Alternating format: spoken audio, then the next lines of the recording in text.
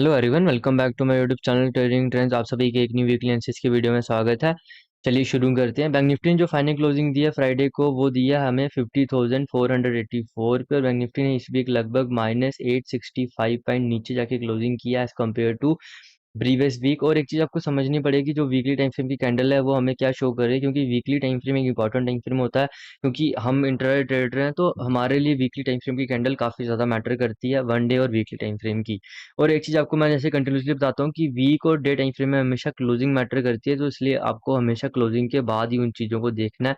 One day की candle closing के बाद, और वन वीक टाइम फ्रेम आपने तब देखना जब वो वन वीक की क्लोजिंग आपको कैंडल देखने को मिलती है। यहाँ कैंडल को अगर आप नोटिस करो तो सिंपल से आपको मैं दिखाऊं तो यहाँ हमें देखने को मिल रहा है कि यहाँ पर कहीं ना कहीं बायर्स का अच्छा खासा डोमिनेंस रहा है, चाहे वो स्टार्टिंग वीक में रहा हो या बाद में रहा हो, अच्छा खासा यहाँ पर डोमिनेंस रहा है, तभी नीचे अच्छी खासी यहाँ वीक देखने को मिली। और बैंक निफ्टी ने इस टाइम वीकली टाइम फ्रेम में जो कैंडल बनाई है, लगभग हैमर टाइप कैंडल बनाई है। देखो, हैमर कैंडल की रेलिवेंस तो नहीं है यहाँ पर, बट एक चीज हमें जो अच्छी खासी क्लियर देखने को मिल रही है कि अच्छे खासे यहाँ पर बाय एक्यूमुलेट हुए हैं। वन डे टाइम फ्रेम में आपको क्लियर कट पिक्चर देखने को मिलेगी, क्योंकि कई बार क्या रहता है कि आपको वन वीक में अच्छा खासा दिखता है, कई बार आपको वन डे में अच्छे खासे तरीके से दिखता है। तो बट अभी के केस में अगर आप देखो तो यहाँ पर आपको वन डे के हिसाब से अच्छी खासी तरीके से आपको दिख रहा होगा। कंटिन्यूसली बैंक निफ्टी इसको एज अ रेजिस्टेंस की तरह ले रहा था, और यहाँ पर जब मार्केट यहाँ पर सस्टेन करता है, मैं हमेशा आपको बोलता हूँ ब्रेकआउट या ब्रेकडाउन से पहले मार्केट को एक रेंज बनाने दो, सस्टेन करने दो, क्योंकि वो रेंज ही स्ट्रेंथ शो कर रही है। उसके बाद जैसे ही मार्केट ब्रेकआउट करते हैं, एक अच्छी खासी आपको रैली देखने को मिलती है। ठीक है, उसके बाद क्या होता है, मार्केट थोड़ा सा साइडवेज होता है लगभग, थोड़ा सा यहाँ पर जब ये बजट आता है, बजट के बाद एक थोड़ा सा बीरिश ट्रेंड पकड़ता है, और अच्छा खासा यहाँ पर आपको ऊपर से अच्छी खासी करेक्शन देखते हुए मार्केट दिखाता है आपको। एक चीज आपको समझनी पड़ेगी, अब मार्केट एक इंपॉर्टेंट लेवल पे है, डू और डाई लेवल पे। अगर मार्केट यहाँ पर, देखो जो मार्केट ने अब ये रेंज बना ली है, अगर यहाँ पर मार्केट सस्टेन करता है, उसके बाद ब्रेकआउट करता है, तो आपको फिर से जो इंपॉर्टेंट लेवल हैं वो ऊपर वाली साइड देखने को मिल सकते हैं। बट अगर यहाँ सस्टेन नहीं करता, तो आपको नीचे वाली साइड अच्छी खासी आपको 48,000 के साइकोलॉजिकल लेवल तक आते हुए मार्केट देखने को मिल सकता है आने वाले टाइम। क्योंकि मार्केट में अभी जो न्यूज़ है थोड़ी सी नेगेटिव चल रही है, जैसे अभी आपको पता है हिंडनबर्ग ने सेबी के चेयरपर्सन के ऊपर थोड़े से एलिगेशंस लगाए हैं एज कम्पेयर टू, देखो ये थोड़ी सी इनकी प्रॉब्लम ये है। अगर कोई ऐसा रैंडम पर्सन आता है और वो बोल दे कि हाँ भाई सेबी के चेयरपर्सन के ऊपर ये प्रॉब्लम है, बट ये थोड़े फैक्चुअल बातें करते हैं। इन्होंने, आप अगर आप इनकी रिपोर्ट को पढ़ोगे तो इन्होंने फैक्ट्स बड़े ज़्यादा दिए हुए हैं। तो उसका उसके अकॉर्डिंग मार्केट रिएक्ट करेगा। मंडे को आपको देखने को मिलेगा, आपको अच्छी खासी गिरावट देखने को मिल सकती है, क्योंकि अभी तक अगर आप इन कैंडल्स के हिसाब से चलो, तो यहाँ पर आपको ये लगातार मार्केट ने इसको एज यहाँ पर कंटिन्यू किया, ट्रेंड को यहाँ से ब्रेकडाउन दिया, अच्छा खासा यहाँ पर कंटिन्यू किया। उसके बाद मार्केट ने 3 दिन सस्टेन किया। यहाँ पर आपको यहाँ पर जो कैंडल की क्लोजिंग मिली ग्रीन देखने को मिली, अगले दिन अच्छे खासा यहाँ गैप अप खुला। गैप अप खुलने के बाद यहाँ पर आपको जो 50 मिनट टाइम फ्रेम में दिखाऊंगा, यहाँ पर मार्केट ने सस्टेन किया। यहाँ पर जो रेंज बनाई है वो ये इंडिकेशन था कि कहीं ना कहीं ब्रेकआउट आ सकती है, और फिर से आपको ऊपर वाले साइकिल लेवल देखने को मिल सकते हैं।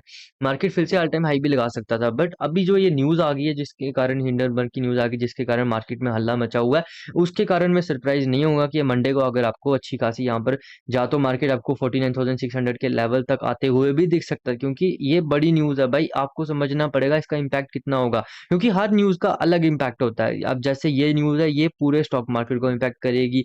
जो इन्वेस्टर हैं थोड़ा इसको एज इस वे में लेंगे कि अगर हमारा जो लीडर है वही ऐसा गलत है, अगर या करप्ट निकलेगा, तो फिर सिस्टम को चलाना थोड़ा मुश्किल हो जाता है। तो ये चीज आपको समझनी पड़ेगी। अभी ये देखो, उन्होंने एलिगेशंस लगाए, इसके खिलाफ अभी कोई ऐसा प्यूर ऐसा नहीं है कि वो चीज प्रूव हो चुकी है, बट कहीं ना कहीं एलिगेशन भी उन्होंने थोड़े फैक्चुअल तरीके से लगाए हैं, उन्होंने बड़ी ज्यादा फैक्ट्स सामने रखे हैं, तो कहीं ना कहीं वो चीज मार्केट में इम्पैक्ट करेगी।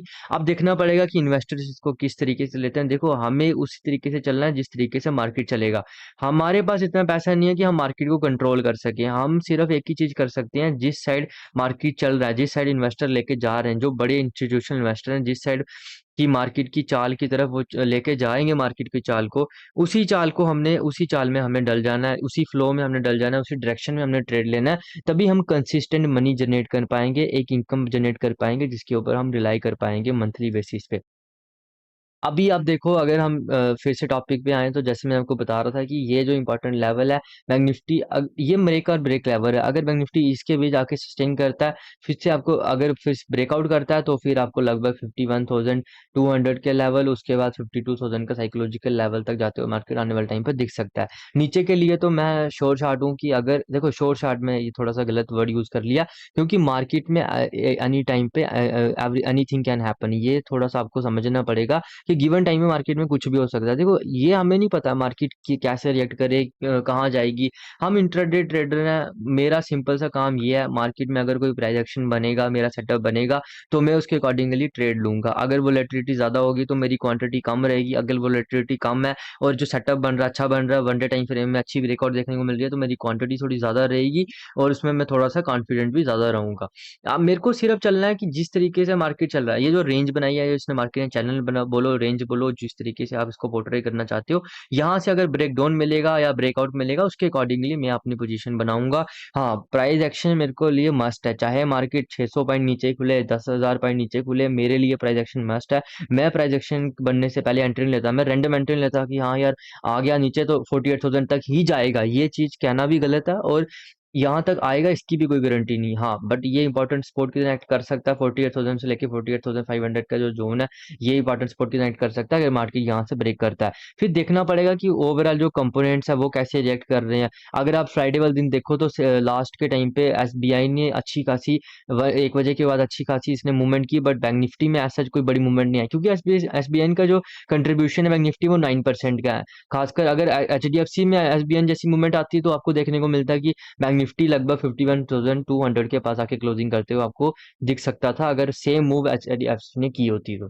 अब चलते हैं 15 मिनट टाइम फ्रेम में और देखते हैं कि मार्केट का मंडे को किस टाइप की मूवमेंट कर सकता है। देखो, एक चीज आपको हमेशा अपने माइंड में रखनी चाहिए कि मार्केट में कुछ भी हो सकता है, एनीथिंग कैन हैपन, और गिवन टाइम में आपको कुछ भी जज नहीं करना यार। आपको पहले नंबर अपनी एक्सपेक्टेशंस पे थोड़ा सा, उस पे आपको थोड़ा सा अपने काबू करना है, क्योंकि अब आपकी एक्सपेक्टेशन ही है जो आपको बड़ा नुकसान करवाती है। अगर मैं आपको एक लाइन ड्रा करके दूं तो ऊपर वाली साइड हमारे पास ये एक इम्पोर्टेंट लेवल है, इसका थोड़ा सा कलर भी रख लेते हैं ग्रीन। नीचे वाली साइड जो हमारे पास एक इम्पोर्टेंट स्पॉट है वो हमारे पास ये रहने वाली है, इसको रखेंगे हम थोड़ा सा रेड।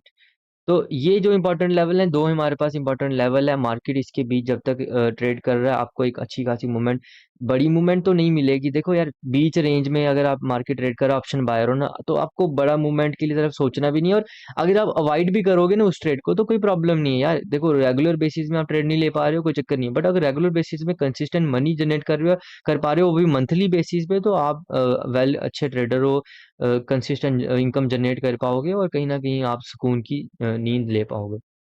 एक चीज आपको समझनी पड़ेगी, कंटिन्यूसली अगर आप देखो तो लास्ट की जो अगर 1-2 दिन देखने को मिले तो यहाँ पर इंट्राडे के बेसिस में बैंक निफ्टी थोड़ा सा एज कम्पेयर टू यहाँ पर आपको देखने को मिला, थोड़ा सा यहाँ पर बुलिश है। मतलब चाहे डे टाइम फ्रेम का ट्रेंड बियरिश है, बट थोड़ा सा यहाँ पर बुलिशनेस शो कर रहा है।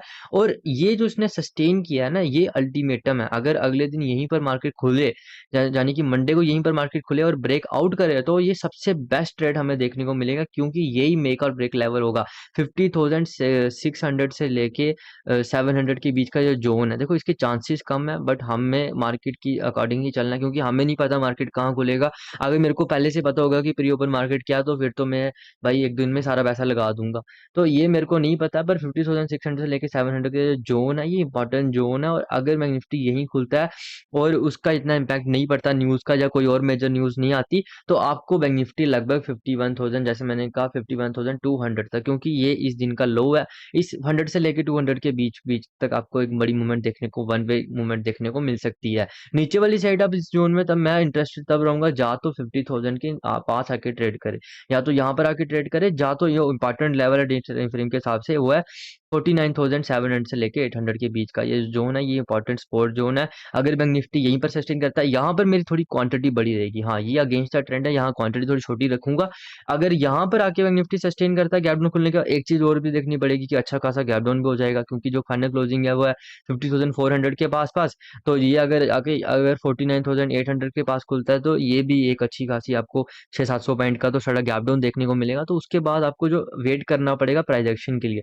देखो एक चीज़ समझनी पड़ी, जैसे इस दिन ना यहाँ पर लगभग 800 पॉइंट इसने यहाँ पर गैप डाउन खोला, पर फिर उसके बाद प्राइस एक्शन बनाया, उसके बाद मार्केट नीचे गया। तो आपको वेट करना है यार, मार्केट आपको वेट का ही पैसा देता है, पेशेंस का ही पैसा देता है। खासकर ऑप्शन बायर को तो बड़ा प्रिसाइज होना पड़ता है, एंट्री को लेके, अपने सेटअप को लेके आपको बिल्कुल एक फिक्स पॉइंट पे ही एंट्री लेनी पड़ेगी, क्योंकि उसी के कारण आपको एक बेस्ट एसएल मिलेगा और उसी के कारण आप प्रॉफिट को एंजॉय कर पाओगे, इस मोमेंट को राइड कर पाओगे।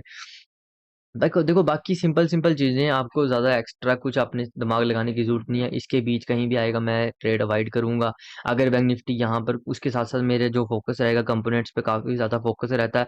वो मैं आपको भी हमेशा बोलता हूँ कि कंपोनेंट्स पे फोकस रखो, और कंपोनेंट्स का जैसे आपको पता है एचडीएफसी और आईसीआईसी लगभग 50% के करीब करीब कंट्रीब्यूट करते हैं, तो इन दोनों पे आपको खास फोकस रहना चाहिए। बाकी बिल्कुल से नॉर्मल है, अगर आप मार्केट में बिल्कुल चिल मोड में आ रहे हो, अपना डिसिप्लिन रूल्स के साथ आ रहे हो, तो आप कंसिस्टेंट इनकम जनरेट कर पाओगे, इस चीज़ की मैं आपको गारंटी देता हूँ। Thanks for watching this video, have a nice day. बाकी मैं कोशिश करूंगा आने वाले टाइम पे आपको मैं ट्रेडिंग साइकोलॉजी के ऊपर काफ़ी ज़्यादा वीडियोस अपलोड करूँ। इसके बाद 1-2 महीने के बाद मैं आपको एक एक 100 डेज का चैलेंज लूंगा, जिसमें मैं आपको कंटिन्यूसली बताऊंगा कि छोटी क्वांटिटी से आप कैसे ट्रेड कर सकते हो, किस तरीके से करना चाहिए, और सिर्फ 1 से 2 घंटे ही ट्रेड करके आप कंटिन्यूसली मंथली बेसिस में आप इनकम जनरेट कर पाओगे।